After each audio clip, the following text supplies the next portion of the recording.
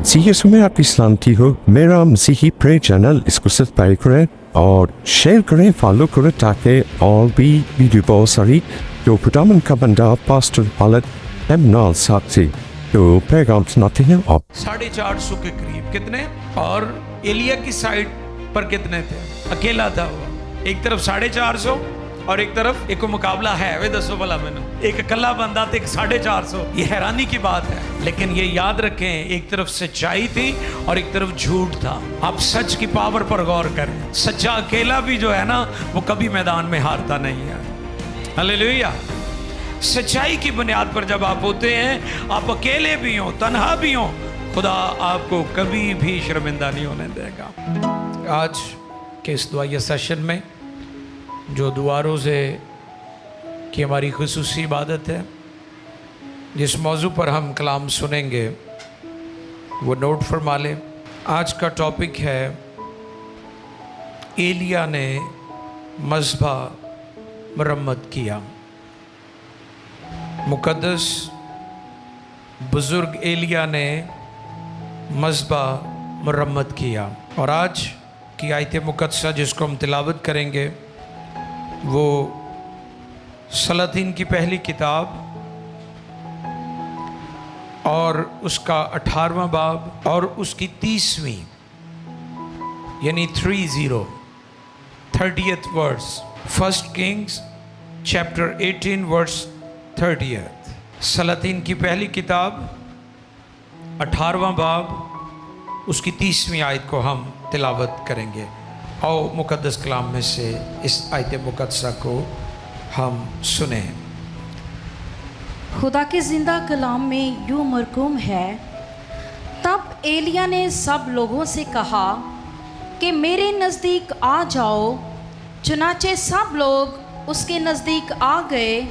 तब उसने खुदावंद के उस मज़बा को जो ढा दिया गया था, तब उसने खुदावंद के उस मज़बा को जो ढा दिया गया था मरम्मत किया। Thank you. मुकद्दस कलाम के पढ़े, सुने, समझे और कबूल किए जाने पर खुदावंद की बरकत। सब कहेंगे आमीन। एलिया ने मज़बा मरम्मत किया। मज़बा वो जगह है जहाँ पर कुर्बानी गुजरानी जाती है। और ये पॉइंट इतना अहम था बनी इस्राइल के नज़दीक और हमारे ईमान का हिस्सा है कि ये वो जगह थी जहाँ पर खुदा से मुलाकात होती थी। हालेलुया। ये कितनी अहम जगह है, जहां पर कुर्बानी गुजरानी जाती। कुर्बानी और कुर्बानी गुजराने वाला और जिसके सामने कुर्बानी गुजरानी जाती थी, उनकी आपस में वहां मुलाकात होती थी। मज़बा के लिए इब्रानी लफ्ज मिज़ब्याह, यूनानी लफ्ज बूमोस और इंग्लिश में एक ही वर्ड ऑल्टर इस्तेमाल हुआ है। ऑल्टर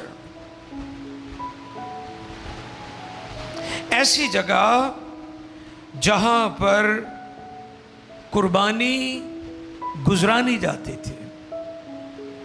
और जब ये मेरे बात सामने थी मज़बा के ताल्लुक से, तो फिर मेरे सामने ये बात भी आ रही थी कि हौज बैत हसदा जो है, लिखा है कि फरिश्ता आसमान से आता और हौज के पानी को हिलाता, और जो बीमार हौज के किनारे सबसे पहले उस हौज में पानी में उतर जाता, वो शिफा पा जाता। तो जब ये बात मेरे सामने थी, तो ये बात भी मैं गौर कर रहा था कि पानी को क्यों हिलाया जाता था। पानी को इसलिए हिलाया जाता था कि मज़बा पर जब किसी जानवर, किसी बर्रे, किसी बछड़े की कुर्बानी गुजरानी जाती तो उसका खून उसके जो पाइप्स होते थे, उसकी जो नालियां होती थी, उसमें जम जाता था। और फरिश्ता ऊपर से आता और पानी को हिलाता, और जैसे ही पानी हिलता नालियों से खून बहकर हौज में आ जाता, और जैसे कोई बीमार वहां पर उतरता और वो शिफा पा जाता था। तो मुझे यीशु मसीह के कफारे की तरफ ये बात लेकर जा रही थी कि उसकी पसली से चश्मा जारी हुआ है। हालेलुया। जो चश्मा कलवरी से बहता है वो आज भी पापों को धोता है। यीशु का लहू, मज़बा, खुदा के नजदीक आना बहुत जरूरी है। खुदा के कदमों में, उसकी हुजूरी में आना बहुत जरूरी है। और मज़बा वो जगह है जहां पर हमारी खुदा से मुलाकात होती है। और जब हम गौर करते हैं एलिया के ताल्लुक से, एलिया बड़ा पुरजोश और बहुत ज़्यादा एनर्जेटिक और बहुत ज़्यादा जज्बाती और खुदा के नाम की गैरत रखने वाला, खुदा के काम के लिए अकेला मैदानों में उतरने वाला, अकेला। उसने जब उसका मुकाबला बाल के उन झूठे नबियों और पुजारियों के साथ हुआ जो ये कहते थे कि दुनिया में बरकत, खुशहाली, तंदुरुस्ती, सरफराजी, नेमतें, अनाज, खुराक बाल देवता की वजह से दुनिया को मिलता है, तो फिर उसने वहां पर खड़े होकर उसको चैलेंज किया कि बाल खुदा नहीं है, यहोवा खुदा है। हालेलुया। जब ये बात मेरे सामने थी तो मैं गौर कर रहा था कि दो शख्स हैं जो अकेले मैदान में उतरे हैं। एक एलिया है और एक दाऊद है। दोनों को खुदा के नाम की गैरत थी, दोनों का ईमान तपाया हुआ ईमान था, आग में जलता हुआ ईमान था। इन दोनों के अंदर गैरत ईमानी थी। ये ऐसे ईमानदार नहीं थे कि चल ठीक है, ऐ भी ठीक है, ऐ भी ठीक है, ऐ भी। कहते थे नो नो नेवर। इस पर पहले भी मैंने बताया था। कई कहते हैं जी यूनाइटेड फेथ, फेथ एक ही होता है, यूनाइटेड नहीं होता। ईमान एक ही है, बाइबल एक है, खुदा एक है, ईमान भी एक ही है।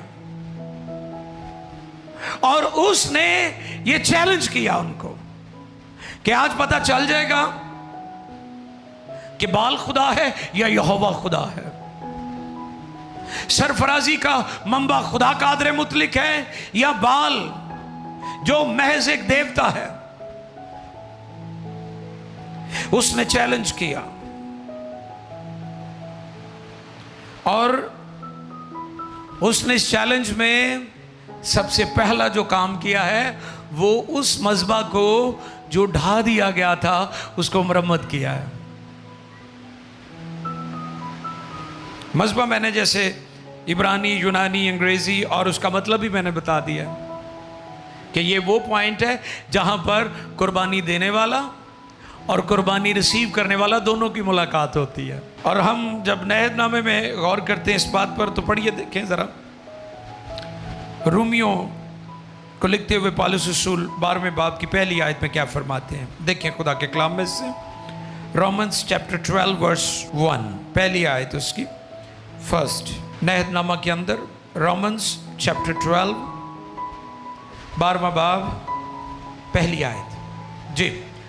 पस ए भाइयों, पस है भाइयों, मैं खुदा की रहमतें, पस ए भाइयों मैं खुदा की रहमतें याद दिलाकर तुमसे इल्तमास करता हूँ कि अपने बदन ऐसी कुर्बानी होने के लिए नजर करो जो जिंदा और पाक और खुदा को पसंदीदा हो। यही तुम्हारी माकूल इबादत है। हालेलुया।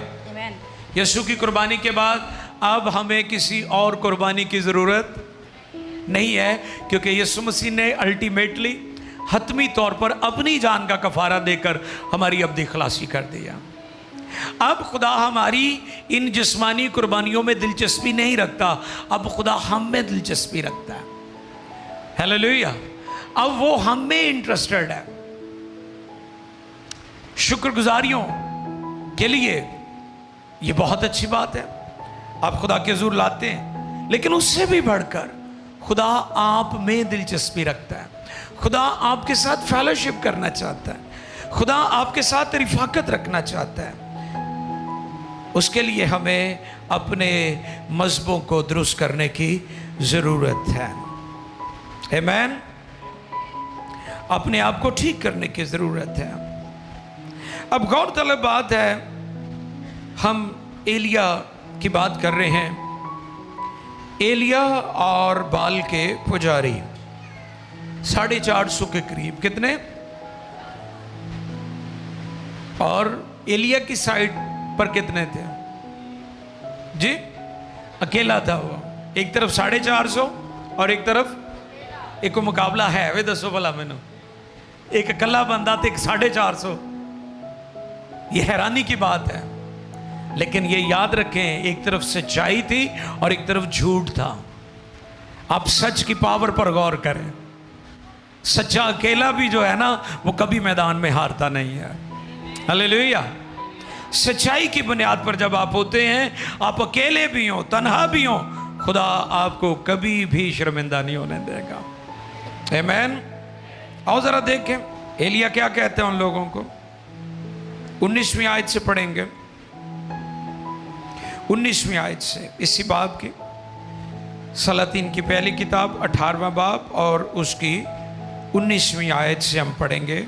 और देखें खुदा के कलाम में से जी। इसलिए अब तू कासद भेज जी, और सारे इस्राएल को और बाल के नबियों को जो इज़बल के दस्तरखान पर खाते हैं, कोहे किरमल पर मेरे पास इकट्ठा कर दे। सो अखयब ने सब बनी इस्राएल को बुला भेजा और नबियों को कोहे किरमल पर इकट्ठा किया। और एलिया सब लोगों के नज़दीक आकर कहने लगा, तुम कब तक दो ख्यालों में डामाडोल रहोगे? कब तक दो ख्यालों में डामाडोल रहोगे? कौम है खुदा की, कौम है यहोवा खुदा की प्रस्तुत करने वाली, लेकिन उनका म्यार देखे वो दो ख्यालों में पड़े हुए थे। कितने? दो ख्याल। आज भी आप देखें, दावेदार हैं, हम यीशु के हैं, हम मसीही हैं, और लोगों का म्यार देखें दोहरा म्यार है, डबल स्टैंडर्ड है उनकी लाइफ में, कंफ्यूज्ड हैं। इबादत के बारे में पिछले दिनों भी मैंने बताया था कि उसने किसके हुजूर दुआ की? इस्राएल के खुदा के हुजूर। तो फिर मैंने बताया था कि दुआ के दे हुजूर करनी है, जिंदा खुदा दे कोल करनी है। हालेलुया। डामाडोल नहीं होना कि औदे कोल एवी नो। हाँ, दरमियानी एक है, उसका नाम यीशु है, उसके अलावा कोई और दरमियानी नहीं है। आमीन। अब ये लोग खुदा के हैं, बनी इस्राएल हैं, खुदा की मुकद्दस कौम है, लेकिन गुमराही ने, इर्द गिर्द के माहौल ने, रूहानी पॉल्यूशन ने उनकी ऐसी बर्बादी की है कि अब वो भी दो ख्यालों में पड़े हुए हैं। विचोदे कहते होने नहीं नहीं बाल भी खुदा ही है, आधे कहते होंगे यहोवा खुदा है। आओ देखें, सुने जरा क्या कहते हैं यहां पर एलिया। और एलिया सब लोगों के नजदीक आकर कहने लगा, जी, तुम कब तक दो ख्यालों में डामाडोल रहोगे? डामाडोल रहोगे। अगर खुदामद ही खुदा है, अगर खुदामद ही खुदा है तो उसके पैरों हो जाओ, तो उसके पैरों हो जाओ। और अगर बाल है, और अगर बाल है तो उसकी पैरवी करो, तो उसकी पैरवी करो। पर उन लोगों ने उसे एक हर्फ जवाब ना दिया। अफसोसनाक हालत है लोगों की। सच्चाई को जानते हुए भी मुंह बंद रखना, ये मुजरमाना गफलत है। ये मुजरम है लोग जो सच्चाई को जानते हैं और फिर भी खामोश रहते हैं। लेकिन एलिया खामोश रहने वाला नहीं था, क्योंकि उसके अंदर ईमान की गैरत मौजूद थी। हालेलुया। उन्हें क्या कल्ला वा तो फिर कल्ला ही ठीक आ, क्योंकि उसे पता था कि खुदा मेरी जंग लड़ेगा। वो जानता था कि जंग मैं नहीं लड़ने वाला, मेरा खुदा जंग लड़ने वाला है। तो फिर क्या हुआ जी? 21वीं आयत तक पढ़िएगा प्लीज। तब एलिया ने उन लोगों से कहा, तब एलिया ने उन लोगों से कहा, एक मैं ही अकेला खुदावंद का नबी बच रहा हूँ, जो बाल के नबी 450 आदमी हैं। 450 आदमी है। सो हमको 2 बैल दिए जाएं। दो उन्हें होना क्या नतारा हो जाएगा। उन्हें कोई उथे मफरूजे कोई बहस कोई लड़ाई नहीं की थी। उन्हें क्या no no no no no no फैसला होना ही हो जाएगा। सिर्फ ये करो कि सानू 2 बैल दे देते जाओ। फिर क्या हुआ? सो हमको 2 बैल दिए जाएं। हमको 2 बैल दिए जाएं। और वो अपने लिए एक बैल को चुन लें और उसे 2 टुकड़े और उसे क्या करें? टुकड़े काट कर लकड़ियों पर धरें और नीचे आग ना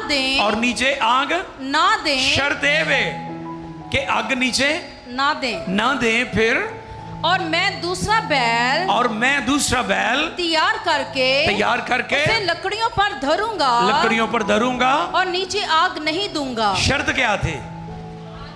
हाँ, तो अब कुर्बानी जलेगी कैसी? पानी से थोड़ी जलनी है। शर्त उसने क्या रखी कि आग, यानी एक काम जो ऊपरों आ ना तो फिर ऊपरों ही जवाब आएगा, नीचे वाले इसमें मुदाखलत नहीं करेंगे। आप देखें नबी का ईमान और नबी की गैरत ईमानी। उसने कहा कि नीचे आग ना दे, मैं भी नहीं करूंगा, तुम भी ऐसे नहीं करोगे। ये उसने उनके सामने चैलेंज रख दिया। और एक और खूबसूरत बात इस जगह पर हमें मिलती है कि उसने क्या किया?